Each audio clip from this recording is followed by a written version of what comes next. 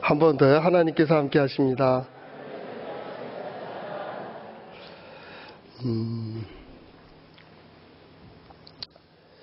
덴마크의 종교 철학자인 키에르케고르라고 하는 사람이 있습니다. 제 신학교 때 이분의 책을 좀 보면서 굉장히 신학적으로나 철학적으로 많은 영향을 받은 분 중에 한 분이고 또 많은 목회자들이 좋아하는 분입니다. 이분이 이야기한 비유 중에 들오리 이야기가 있습니다. 많은 사람들이 알고 있음직한 그러한 이야기인데, 지중해 해변에 한 오리떼들이 살고 철을 따라서 이동을 하곤 하였다고 합니다.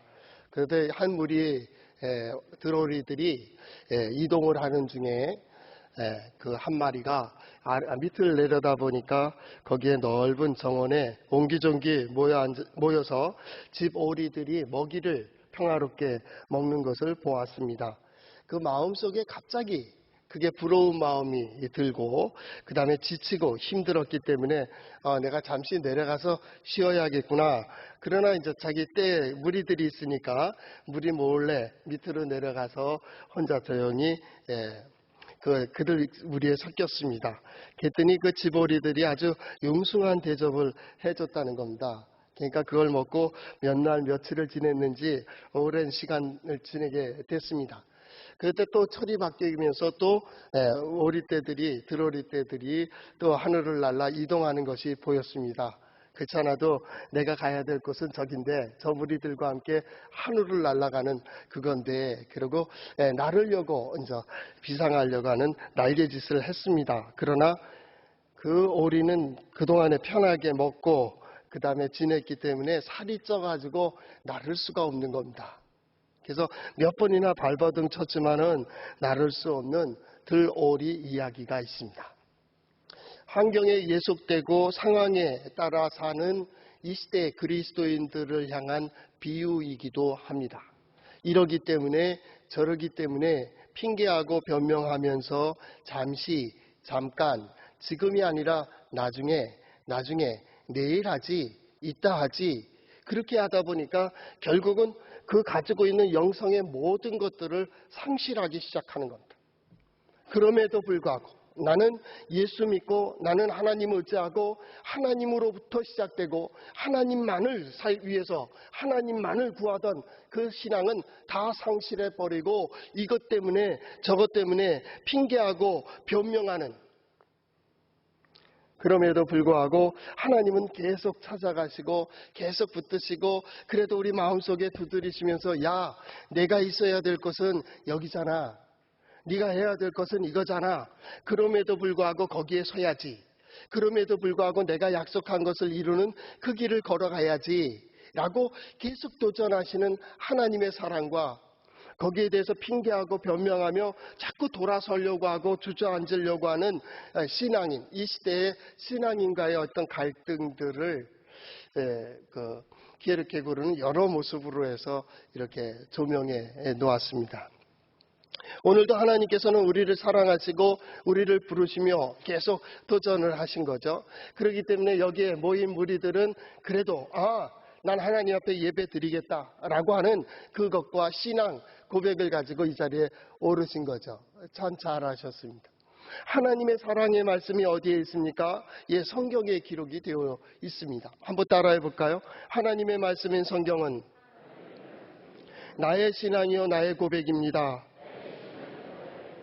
주여 내게 무슨 말씀을 하려 하시나이까? 내게 무슨 말씀을 하시든지 그대로 하리이다. 그대로 해서 하나님께서 인도해 주시는 대로, 하나님께서 보여주시는 대로, 하나님께서 들려주신 대로 나아가서 하나님의 약속을 이루는 우리 성도들의 삶이 될 수 있기를 바랍니다. 미국에 있는 분하고 이렇게 톡을 하게 됐습니다. 거기 참 어렵죠, 목사님. 하면서 어젯밤에 보냈더니 목사님이 참 몇 월 며칠부터 때까지 아주 어려운 시간을 보냈습니다. 그렇게 얘기했습니다. 그래서 제가 쭉 몇 말 길게 못 쓰고 얘기하다가 이런 말을 했습니다. 이것은 하나님의 형상으로 지음받은 인간은 반드시 극복할 겁니다. 극복할 것이고, 더 중요한 것은 우리가 어떤 모습으로 이 시간들을 지낼 것이며, 이 시간이 지난 후에 부끄러움 없는 신앙을 고백할 수 있을지에 대한 것이 더 중요하지 않겠나 하는 그런 이야기들을 했습니다. 시간이 지나가는 거죠. 그 시간 속에서 나는 이런 환경 속에서는 이렇게, 저런 환경 속에서는 저렇게 하나님을 향한 매 순간 모든 상황 속에 하나님을 바라보고 있는 거죠. 왜요? 우리는 하나님의 사람들이니까. 우린 신앙인이니까. 바로 요나서를 보면서 우리는 하나님과 신앙인의 관계, 하나님과 선지자의 모습을 요나의 모습을 보면서 그것을 다시 한번 생각해 볼 수 있는 귀한 시간이라고 봅니다. 그래서 오늘 4장에까지 왔습니다. 어떻게 보면 요나서 우리가 생각하는 대로라면 2장, 3장에서 끝나야 됩니다. 2장에서는 물고기 뱃속에서 살아났다며요. 할렐루야 하고 끝나버리면 되잖아요. 사흘 동안에 거기에 들어갔다 죽을 뻔했다가 살아났다, 이렇게 하면 끝나는 거고요. 그게 요나의 교훈일까? 두 번째, 3장 마지막 절에 하나님께서는 그 뜻을 돌이키십니다. 그래서 3장 마지막 절 10절, 하나님께서 그들이 행한 것 곧 그 악한 길에서 돌이켜 떠난 것을 보시고 마지막 부분에 재앙을 내리지 아니하시니라. 우리 하나님은 자비로우신 하나님이구나, 우리 하나님은 은혜로우신 하나님이구나, 그걸로 딱 끝나면 돼요. 그런데 거기서 끝나질 않습니다. 그리고 4장으로 끌고 들어오는 거예요. 그런 역사들을 다 이루어 주셨습니다. 회복할 수 있는 길도 우린 3장을 통해서 하나를 배우게 됩니다. 그것은 뭐냐면 자신의 잘못되고 허물된 모든 죄와 악을 버리고 하나님을 향해 서는 겁니다. 하늘의 뜻에 순종하는 것이고, 하나님께서 보여주시는 길을 걸어갈 때, 돌이킬 때 회개라는 말이죠. 회개. 지금까지 어떤 생각이나 지금까지 살아왔던 집들을 다 태워버리고 이제 새롭게 하나님을 향해 서고, 하나님께서 보여주시고 들려주시는 그 길을 향해 딱 돌아서는 순간 하나님께서는 그 길을 여신다, 그 말. 거기엔 심판의 얘기가 없습니다. 거기에는 무엇에 대한 탕자의 비유에서 나오듯이 야, 너 그동안 왜 그랬느냐, 무엇을 했느냐 따지는 게 없습니다. 그 길로 돌아서는 순간 그 길이 회복의 길을 가게 된다. 회복. 두 번째, 선지서를 보면서 한 가지 더 회복하는 길이 하나가 더 있는데, 그것은 더 이상 일어날 수 없을 정도로 완전히 약하여졌을 때, 이들은 어떤 것도 주장할 수 없는, 내가 힘이 있습니다, 능력이 있습니다, 권력이 있습니다, 물질이 있습니다, 사람이 있습니다, 우리에게는 이게 있습니다라고 그조차까지 다 버려지는 마지막 바닥에까지 내려갔을 때 이 백성들이 스스로 일어날 수 없음을 보고 하나님께서 구원의 역사를 이루어주세요. 이게 선지서에 나타나는 두 가지 구원의 역사입니다. 지금 이 시대를 향하여 우리가 요나서를 보고 있는데, 요나서에서 우리는 어느 쪽을 선택할 건가 하는 것은 굉장히 중요한 질문입니다. 스스로 일어서지 않는다면 언젠가는 스스로에 의해서 이루어지지 못한다, 그 말입니다. 구원 그 자체로만 얘기했다면 3장으로 끝나는 거거든요. 그렇지 않겠습니까? 그런데 그렇게 끝나질 않습니다. 4장으로 이어집니다. 왜 그렇습니까? 하나님의 말씀은 이방, 하나님을 모르는 사람, 하나님을 믿지 않는 사람, 하나님을 의지하지 않는 사람들을 위한 책이 아닙니다. 이건 하나님의 백성을 위한 책이고, 오히려 이스라엘 백성들을 위한, 그때 당시에 요나에게 보여주고자 하는 그 말씀, 믿음의 사람들에게, 믿음이 있다고 하는 사람들에게, 종교인들에게, 신앙인들에게 무엇인가 요나서를 통해서 말씀하고 계시고 있는 거예요. 한 걸음 더 나가서 이제 하나님의 백성과 선지자에 대해서, 야, 너희들이 진짜 바로 가고 있어? 진정 서야 될 자리에 서고 해야 될 일을 감당하고 있느냐? 이 얘기를 하고 있는 겁니다. 그래서 4장 1절로 들어가게 되는데 4장 1절이 의외의 사건이 벌어집니다. 요나가 매우 싫어하고 성내며 이런 표현을 썼어요. 누구에 대해서입니까? 하나님에 대해서 싫어하고 하나님의 역사에 대해서 분노했다 그 말이에요. 아니 이럴 수가 있나? 이럴 수가 있네. 이러면 안 되죠. 하나님 앞에 대해서 이렇게 항변하는 요나의 모습을 보는 거예요. 아니 이럴 수가 있겠습니까? 선지자인데 선지자는 마땅히 하나님의 구원의 역사에 기뻐해야 되고 감사해야 되고 찬양해야 되고 하나님을 모르는 백성들도 하나님의 뜻대로 살면 이렇게 구원받을 수 있다고 얘기해 줘야 되는데 선지자가 그것도 요나가 뭐예요? 비둘기라는 뜻이래요. 비둘기. 우리 비둘기 그럼 평화의 상징 뭐 이런 거 아닙니까? 비둘기가 순종적이고 좀 이렇게 좋은 소식들을 전해주고 그 소식으로 사람들이 구원의 은혜를 받아야 되는데 이 자기의 거친 모습, 거친 말, 그런 마음에도 없는 선포로 인해서라도 하나님의 역사를 보았으면 기뻐해야 되는 게 마땅하지 않겠습니까? 그런데 그는 매우 불쾌하게 생각했다. 원어적으로 보면 아주 분노하였다. 속에서부터 끌어올랐다 그 말입니다. 무엇에 대해서 끌어올랐습니까? 3장 마지막 절 하나님이 행하신 일에 대하여 하나님께서 재앙을 내리지 아니하시니라. 여기에 대해서 분노하는 요나가 하나님을 모르는 게 아니에요. 하나님을 잘 알고 있습니다. 좀 이따 보겠지만 2절에서 말하듯이 하나님은 이런 분이십니다. 하나님은 이런 분이십니다. 하나님은 이런 분이시기 때문에 이렇게 될 때 이렇게 하실 줄을 내가 안다라고 얘기를 해요. 하나님을 잘 알고 있었습니다. 선지자는요, 하나님께서 역사하시는 길을 보는 사람입니다. 하나님께서 어디로 이끌어 가시는지 그것을 보는 자입니다. 심지어 죽음의 길을 가는 이들에게 살 길을 제시하는 이들이 선지자입니다.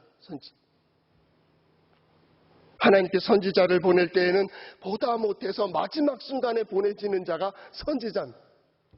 요나는 좀 상황이 다르죠. 좋은 시대, 좋은 말만 선포하고 요나가 구하는 대로 하나님은 다 응답해 주셨습니다. 그게 여로보암 2세 때의 사건들입니다. 그런데 오늘 성경 말씀은 선지자 요나의 모습이 아닙니다. 선지자라면 요나라면 이러면 안 됩니다. 그런데 그러고 있다 그 말입니다.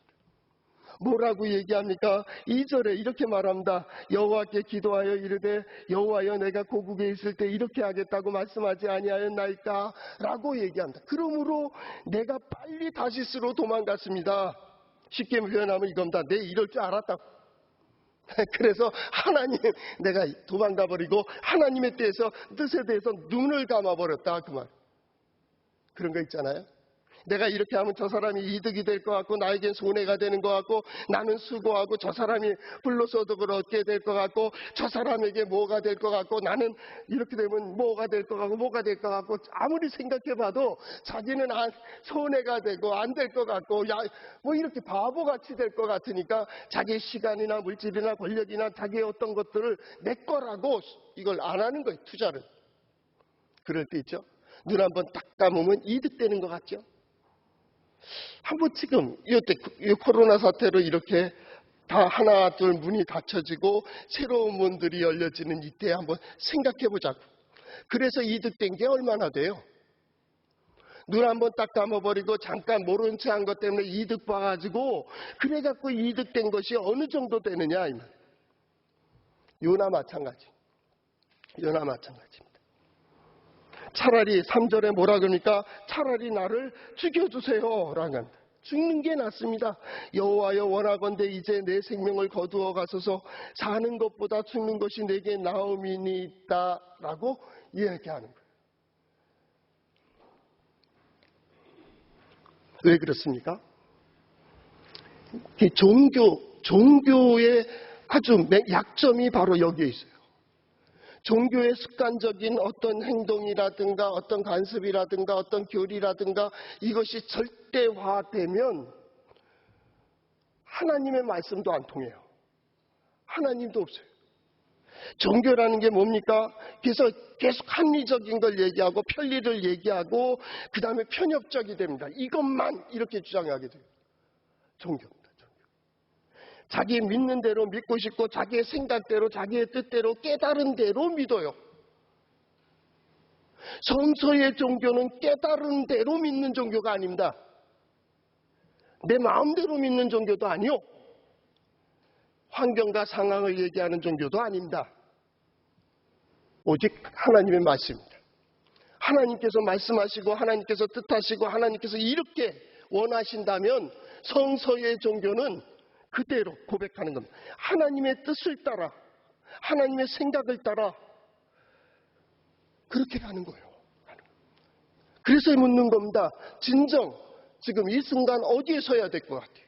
지금 내가 무엇을 해야 될 것 같아요? 하나님께 물으세요. 하나님 앞에서 스스로에게 물으세요. 스스로에게 물으세요. 인간의 이기주의가 말입니다. 자기만 생각하고 집단이주의, 이스라엘만 하나님의 백성이라고 생각하는 편협적인, 자기는 선민이고 저들은 이방인이라고 말해요. 저들은 구원받으면 안 된다. 더 나아가서 니누에 얘기하세요. 니누에. 예, 아수르. 저 포악하고 우리 막 어렵게 하고 하는 천하라 저 사람들은 절대로 구원받으면 안 된다고 하는, 우리는 되지만 저는 안 된다라는 편협적인 생각. 종교인들의 특징입니다. 편협적인 생각이 여러 가지 어려움들을 만들어냅니다. 하나님은 그들을 통하여 창세기 12장 3절 모든 민족이 너로 말미암아 복을 얻을 것이라고 그들을 선택한 것.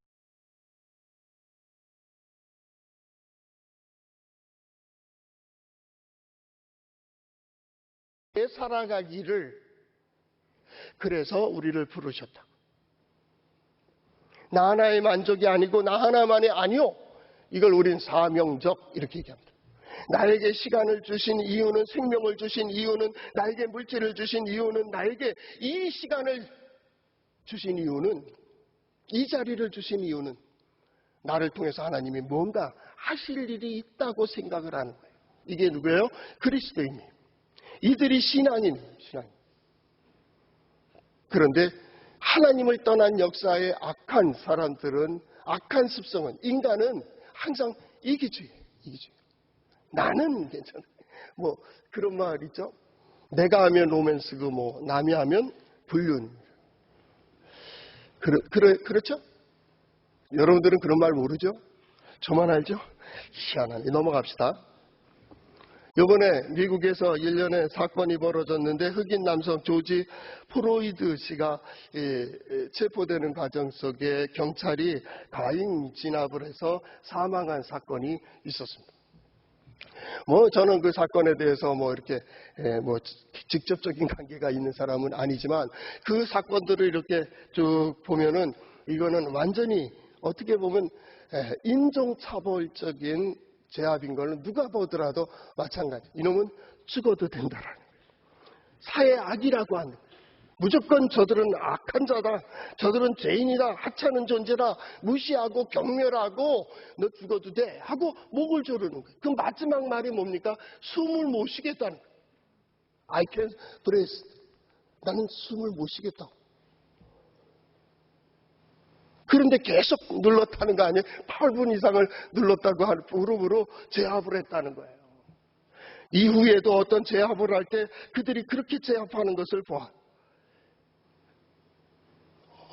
아주 오래전에 노예제도가 폐지되고 그렇게 자유를 주었는데 그들이 가질 수 있는 권한은 아무것도 없는 거예요. 그런데 그 사상은, 그 조상들이 가지고 있던 그 사상이 아직도 뼛속까지 사무쳐서 그것을 바꿀 수가 없는 거예요.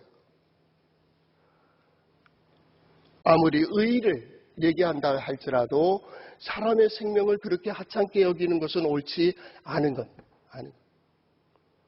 인종차별은 타락한 인간의 아주 극대화된 명예심입니다. 있을 수가 없습니다. 생명은 귀한 거기 때문에 그래요. 생명이 귀한 것. 나의 생명이 귀합니까? 예, 저 사람의 생명도 귀한 것. 나의 것이 귀중합니까? 아, 저 사람의 것도 귀중합니다. 이것이 율법이고 선지자입니다. 요나는 나와 내 민족은 구원은 받지만 내 민족이 아닌 저 사람들에 대해서는 인자도 없고 긍휼도 없고 자비도 없는 이기주의적인 신앙, 즉 정교행위를 하고 있는 거예요. 어떻게 민족적으로 볼 때는 그는 영웅인지 모릅니다. 그러나 그것은 신앙이 아니라 그 말이죠. 그렇게 신앙생활하는 것을 뭐라 하냐면 우상숭배라 그러는 겁니다. 우상이 뭡니까? 예, 내가 인간이 만든 겁니다. 인간이 만든. 우상숭배가 뭡니까? 자기 마음대로 믿고 깨달은 대로 믿고 자기만을 위해서 내 마음대로 되어야 된다는 게 우상숭배예요. 우상숭배. 멈춰야지. 그러면 가야지. 신앙의 가장 중요한 게 뭐예요? 예, 하나님 앞에 굴복하는 거예요. 여리고를 정복하기 전에 요단강을 건넌 이스라엘 백성들 앞에 군대 장관이 나타난다. 여호수아가 물어봅니다. 아니, 당신은 우리를 위해서요? 아니면 저 사람들을 위한 거요? 아니, 나는 하나님으로부터 보냄받았다. 그러니까 너 내 앞에서 신발을 벗어 합니다. 여호수아가 자기의 장수, 지도자의 권한을 하나님 보내신 군대 장관에게 이양합니다. 우리는 다 누굽니까? 하나님 앞에 무릎을 꿇은 사람들입니다. 하나님께서 우리를 위하여 여러 가지 방편으로 우리를 설득하시고 또 설득하시고 베푸시고 또 베풀어서 하나님을 의지하며 살아야겠구나. 그래서 그나마 지금이라도 살고 있는 그 사람이 누구예요? 우리라구만. 요나의 오늘 모습 볼까요? 요나를 설득하기 위해서 하나님께서 얼마나 많은 무대를 만들어 놨습니까? 싫어하는 요나의 표정을 보면 모릅니까? 눈빛만 봐도 알죠. 견적이 나오잖아요. 표정만 봐도 그 몸이 어디를 향하고 있는지만 봐도 하나님을 기뻐하는지 기뻐하지 않는지를 알고 있는데 그에게 요나가 다시스로 가려고 도망갈 때 처음에 다시스로 가려고 한 것은 아닐 거예요. 옆바로 내려가니까 가장 먼 다시스로 가는 배가 있었다고. 저는 하나님께서 준비하신 것 같아요. 야, 너 이러면 위로가 되겠냐? 그런데 하나님께서 바람을 바다에 내리셨어요. 파도가 친다고. 그때 선원들을 통하여 혹은 선장을 통하여 계속 도전하잖아요. 넌 누군데? 네가 왜 그렇게 했는데? 계속 얘기해도 요나는 전혀 들을 생각을 하지 않습니다. 난 상관없다고 생각을 한 거예요.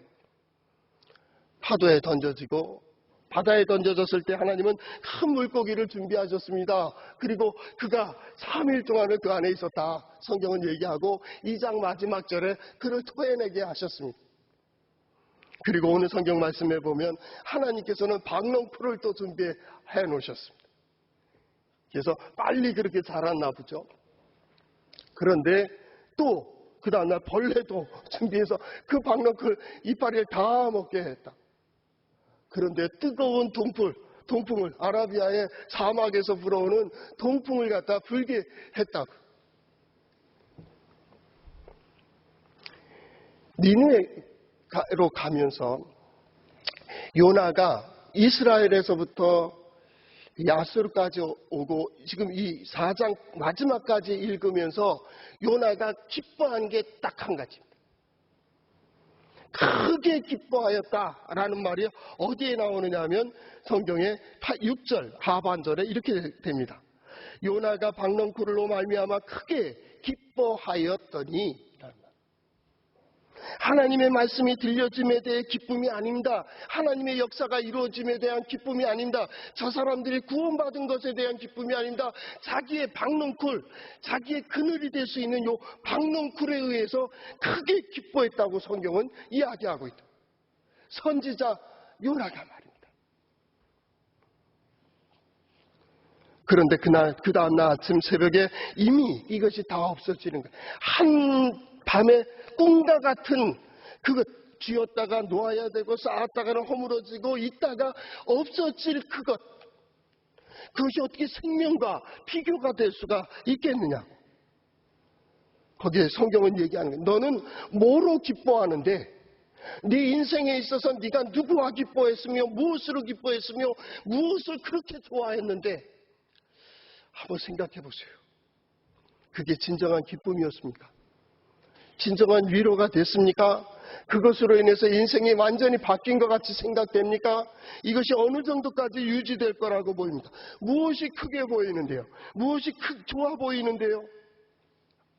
로마서 1장 21절 말씀에 이렇게 되어 있습니다. 하나님을 알되 하나님으로 영화롭게도 아니하며 감사치도 아니하고 오히려 그 생각이 허망하여지며 미련한 마음이 어두워졌나니라고 말씀하고 있습니다. 하나님을 모르는 게 아니라니까요.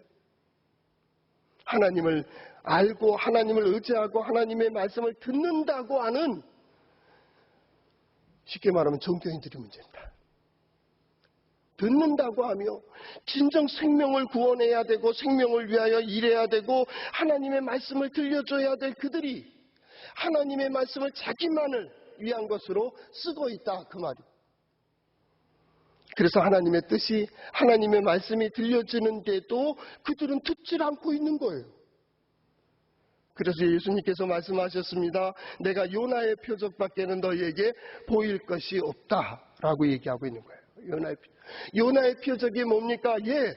아수르, 니느웨하고 이스라엘, 그 많은 은혜를 받고 그 많은 역사를 보고 그 많은 보호하심을 받았음에도 불구하고 하나님의 말씀이 선포될 때 그들은 말씀으로 회개하질 않아. 무조건 자기네들만 잘 되면 되는 거예요. 그런데 하나님을 알지 못하고 오히려 하나님을 떠난 역사 속에 있는 그러한 한 나라, 한 도시가 완전히 추한 꼴로 한 요나. 생각을 해봐야지. 오늘 생각을 보면 아마 물고기 뱃속이 얼마나 큰지 사람이 들어가서 거의 기절했을 거예요, 거기서. 아차 하고 죽어가는 3일의 시간이 그에게는 한 찰나의 시간일 수도 있을 거예요. 그 시간 속에 완전히 오물덩어리가 되고, 썩어가는 오물 속에서 어떻게 됐겠지? 녹았겠지. 그러니까 이 모양이 됐겠죠. 그러다가 어떻게 토해내셨어요. 토해냈는데 여러분 생각해 보세요. 지중해 욥바라고 한다면요, 지중해 서쪽에 있는 겁니다. 이스라엘의 서쪽이죠. 지중해는 동쪽 끝에 있는 겁니다. 그런데 이 니느웨라고 하는 데는요, 그 반대쪽으로 북동쪽으로 저 위로 가야 됩니다. 3일 동안에 있다가 토해내고, 여기 니느웨로 가는 데는 만약에 욥바 근처에서 떨어뜨렸다면 한 달은 걸리거나 아니면 열심히 잘 달려가면 일주일, 열흘은 걸려야 돼요. 굉장히 거리가 떨어져 있는 곳입니다. 그냥 삼켰다가 토해낸 게 아니, 지금 이 사건이 말도 안 되는 사건들을 벌여놓은 거예요, 지금. 3일 동안. 그래서 어떤 분한테 물어봤어요. 군함이 지중해에 있다가 아프리카를 돌아서 쭉 내려가고 남아공을 지나가지고 그대로 가면 홍해니까 안 되고, 그 다음 사우디아라비아 이쪽으로 해갖고 유브라데강까지 가갖고 딱 거기에 도착하는데 얼마나 걸립니까? 안 가봐서 모른대. 해군인데. 그래서 물어봤어요. 그때 어느 신문에 보니까 이 아메리카 대구에서 이쪽 태평양 쪽에 있다가 저쪽 대서양 쪽으로 이렇게 가게 되면 한 달 보름이 걸린대. 빨리 가도. 계속적으로 가면 얼마나 걸릴까요, 장로님? 여기 해군 계신 분들. 꽤 오래 걸려. 한 달은 걸릴 거예요. 아니면 보름 이상은 걸릴 거 아니에요? 지금 근데 이 이야기가 제대로 이렇게 이해가 되려면 욥바로 내려가서 풍랑을 만나고 거기서 물고기 뱃속에 들어가서 이놈이 아프리카 밑으로 내려가가지고 남아공을 지나가지고 홍해도 아니고 사우디아라비아 쪽 지나가지고 그쪽으로 유브라데강 쪽으로 올라가고 거기서 토해내야 하루 길을 걸으며 이걸 할 수가 있어요. 가능합니까? 그래서 사람들은 말하잖아요. 말도 안 되는 얘기라고. 그런데 한 가지는 가능해요. 우리 하나님은 가능하다. 그게 신앙이에요. 우리 하나님은 하신다. 하나님의 창조주 하나님은 하나님의 역사를 위하여 이건 그 과정은 어떻게 되었는지 우리는 이해할 수 있는 영역이 아니에요. 이 신비예요, 신비. 신비라는 건 뭐예요? 인정은 돼요. 근데 이해가 안 돼. 또 한 가지. 그렇게 하여튼 3일 동안 뱃속에 있었다면 얼굴이 완전히 녹았을 거라는 거예요. 제가 신학교 다닐 때 그 타임즈인가 어디에 뉴스가 나왔다고 이렇게 신문에 난 걸 봤는데 영국 수병이 지중해에 빠졌는데 진짜 큰 물고기 뱃속에 있다가 그 고기가 해변에 죽어 있어서 배를 잘라보니까 영국 수병이 나왔대요. 그게 신문에 나왔어요. 그래갖고 살았는데 이 햇볕을 볼 수 없을 정도로 얼굴이 다 이게 물러져 버린 거예요. 물러져. 생각을 해보세요. 그런 사람이 가서 전하는 거예요. 니네들 40일 있으면 이대로 가다 망한다고 얘기하는 겁니다. 그런데 어떻게 했어요? 그들이 그걸 들을 때 하늘의 음성으로 들었다 그 말입니다. 이게 얼마나 큰 기적이에요. 하나님을 모르는 백성들도 그걸 하나님의 음성으로 듣고 그 말씀으로 왕으로부터 짐승에까지 회개를 했는데 하나님의 백성이 그 많은 선지자들이 요나 다음에는 호세아도 나옵니다. 미가야도 나옵니다. 그들이 선포하는데 듣지를 않는 거예요. 듣지 않는 거예요. 하나님 예수 그리스도의 복음도 마찬가지입니다. 너에게 보여줄 것이 있다. 내가 보여줄 게 무엇이 있겠느냐? 요나의 교훈밖에 없다. 요나의 표적이다. 요나의 표적이 뭐요? 니누에는 회개했다. 너희는 뭐냐? 예수의 복음을 들으면서까지 너희는 아니라는 것. 두 아들을 둔 아버지의 비유가 있습니다. 우리 흔히 말하는 탕자의 비유죠. 그런데 이 맏아들이 아버지를 떠나지 않고 계속 아버지를 섬기고 아버지의 일을 돌보고 아버지의 집안일을 모든 것을 한다. 동생이 돌아왔습니다. 그래서 아버지는 죽었다가 살아온 아들 그래서 네 동생인데 하고 맏아들이 밖에서 들어오지 않으니까 그러가서 계속 설득한다. 이렇게 하는 게 옳잖아. 이렇게 옳잖아.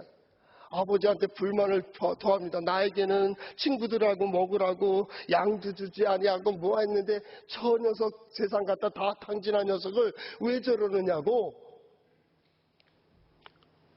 그때 아버지가 말합니다. 내게 다 네 건데 네 건데 네 동생은 죽었다 살아왔지 않느냐 라고 얘기합니다. 근데 그 다음에 끝나요. 이 맏아들이 알았습니다 하고 들어갔겠어요? 결국 안 들어간 거예요.